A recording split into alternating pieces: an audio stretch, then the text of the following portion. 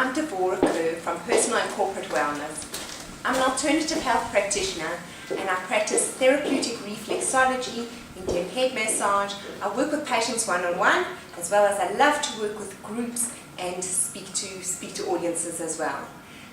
My passion is to empower people to understand their body's ability to heal itself. We all have that ability within us, and let's try and ignite that and see what we can do. We're going to be taking a look today about how our attitudes can affect our life and our healing potential in general. It was Dr. Bernie Siegel who first inspired me about these ideas. He is a neurosurgeon in America. His major works were 20 years ago. He noticed that a lot of his cancer patients who had terminal illnesses, basically where doctors had said to them, there's nothing more we can do for you, go home and put your affairs in order. He was seeing them like 4 years later. He wanted to know what was this survival instinct that they had. What did they do differently to defy the odds of health and come back to perfect health, where doctors literally cannot describe it. This is what he found, and it really is a huge topic that we don't have so much time to get into. But really it's the attitude of the person. So once they've decided for themselves to start living for today, taking that holiday, making peace with people around them, leaving that job that they despise, moving away from that neighbor who is just so poisonous in their lives, and really living life for today, doing gardening, starting ballroom dancing. It was all about an attitude change. And as these changes start to happen, so the symptoms started to decrease. And this was a major breakthrough into what we can do to help ourselves in taking responsibility on our healing journey. And this is what I try to get across to people that I'm speaking with and working with. Dr. Viktor Frankl, neurosurgeon and psychiatrist in Austria in the 1940s, head of his field. He was a Jewish doctor who found himself in Auschwitz, and one day while he was waiting for in queue for his food, he was dished up a bowl of soup with a fish head floating in it. Now he looked at this and thought, this is disgusting. His body filled with absolute rage. How could they do this to me? I'm a doctor. I've contributed so much to Austrian society. And he felt so repulsed and so annoyed and angry, could feel it, his whole body tensed up. He stopped himself right there and there and he thought, you know what, I've got a choice here. I can look at this bowl of soup and say, what a nutritious meal for my body. It's going to nourish my soul as well. And that's what he chose to do from there on. And not only did he survive the concentration camps, but this is where he thrived. Everybody in around him had no possessions, no money, no belongings, no family, no clothing. Everyone had the same circumstances. But those with the positive attitudes were the ones who were healthier, who managed to get out of there a lot better than those who were pulled down with that resentment and anger. So it really is not about the circumstance itself that is in our life, but it's how we deal with it. A beautiful quote that I love, I can't remember who the author who said it, is circumstances don't make a man, they reveal him. What do we do when the circumstances get a little bit tough? How do we cope with the difficulties? Let's explore that a little bit. Recently I've been working with a breast cancer patient, and she told me the story the other day. She's doing beautifully in her recovery. She was having her chemotherapy, and the woman sitting next to her, hooked up onto the drip, said, I've also got breast cancer, and I'm here for the second time. Which time is it here for you? She was totally flabbergasted by this question, and my patient said to her, I'm here, this is my first and only time I will ever be here. I will be well, and I'm going to recover.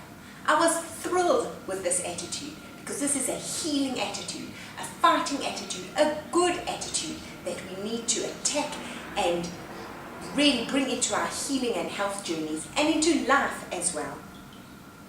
Dr. Hawkins, who is a scientist, he wrote the most fascinating book on kinesiology called Power vs. Force. In his book, he speaks about low energy vibrations versus high energy vibrations. The low energy vibrations are anger, frustration, guilt, resentment, bitterness, hatred, unforgiveness. The high energy vibrations are love, contentment, gratitude, compassion, forgiveness. Even just think of these emotions and see how your body reacts differently to all of these things. Now he writes in his book, Mother Teresa was asked to join an anti-war rally once, and she said, no, I won't. But if you call it a peace rally, I'll be there. The two things are exactly the same, but one has low energy vibration and one has high energy vibration. High energy vibrations bring healing into our lives. There's a wonderful book written by Ben Zander, The Art of Possibility. And in this book he tells the story, happened in the early 1900s of two salesmen, shoe salesmen, who worked for a manufacturing shoe company. They were sent down to Africa to see if there was any opportunity to break into the market there. They both checked into their hotels and went scouting the area to see what they could see from the people around them. First shoe salesman comes back to his hotel room and writes a telegram. Yeah, in those days there were telegrams, no emails or faxes. And he writes a telegram to his employer. This is what he says. Situation hopeless. No one wears shoes. He packs his bags and goes back to Manchester. The second man walks around for longer.